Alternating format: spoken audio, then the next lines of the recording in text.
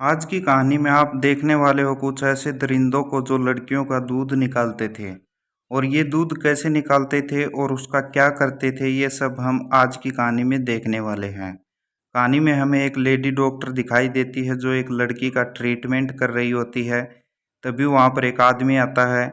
वह आदमी उस लड़की को अपने साथ एक डार्क रूम में ले जाता है, जहाँ पर उसकी जैसी बहुत सारी लड़कियों को पहले हिलाकर रखा गया था, जहाँ पर उनकी हालत जानवरों से भी बेहतर होती है और उनको एक छोटे से पिंजरे में कैद करके रखा जाता है। उनके चेस्ट पर एक अजीब तरह की मशीन लगाई गई थी जो ज़बरदस्ती उनका दूध निकालती थी। मशीन को बंद करने के बाद वह गार्ड एक दूसरी लड़की के पास जाता है जो उसे खींचकर बाहर लाता है और ज़बरदस्ती उसका मिल्क निकालने लग जाता है।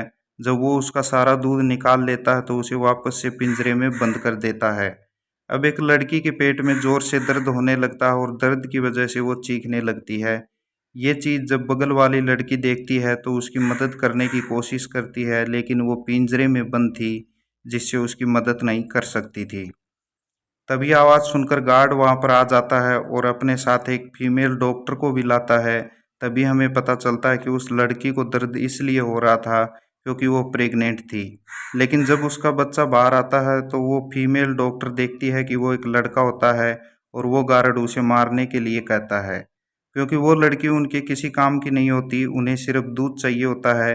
अगले दिन उस लड़की की तबीयत और ज़्यादा बिगड़ जाती है, लेकिन उन्हें इस बात से कोई फर्क नहीं पड़ता और वो उस लड़की के गले पर पट्टा बांधकर अपने साथ ले जाता है। उसी रात एक और लड़की की तबीयत खराब हो जाती है, उसके नीचे से पानी आने लगता है जिसका नाम विक्टोरिया होता है। ये सब देखकर गार्ड वहां पर आ जाता है। वो लड़की उसके चेस्ट पर लात मारकर नीचे गिरा देती है। उसकी बहादुरी देखकर केज की सारी लड़कियां चिल्लाने लगती हैं, लेकिन विक्टोरिया उन्हें चुप करती है और वह गार्ड से केज की चाबी निकाल लेती है ताकि वो उन्हें वहां से आज़ाद कर सके। जैसे ही वो गेट खोलने जाती है तो उसे किसी के आने की आवाज़ सुनाई देती है और वो गेट के सहारे छुप जाती है। तभी वहां पर दूसरा गार्ड आ जाता है, लेकिन विक्टोरिया उसके गले में चैन फंसा देती है और उसे मार देती है। वो बाहर जाने से पहले उन लड़कियों को चाबी दे देती है और बाहर निकलने की कोशिश करती है। बाहर निकलकर जो उसे दिखाई देता है उसे देखकर वो सन्न रह जाती है। तभी एक गार्ड उस लड़की को मार रहा होता है जो उसे दूध देने के लायक नहीं होती है।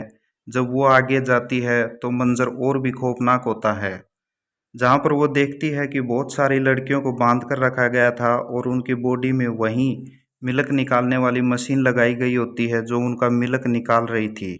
उन लड़कियों को अलग तरह की टेबलेट और ड्रग्स भी दी जाती थी ताकि वो ज़्यादा से ज़्यादा दूध का उत्पादन कर सकें।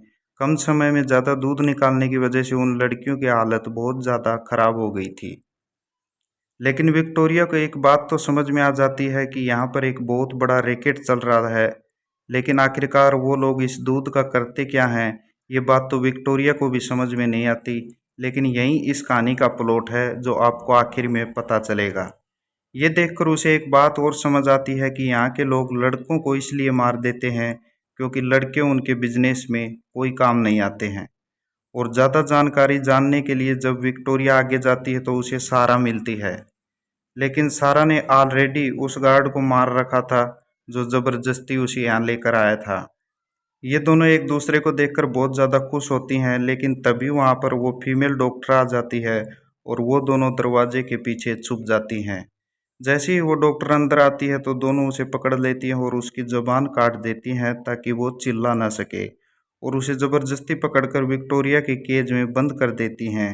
इसका मतलब ये है कि उस फीमेल डॉक्टर का भी दूध निकाला जाता था जैसे उन लड़कियों का निकालते थे।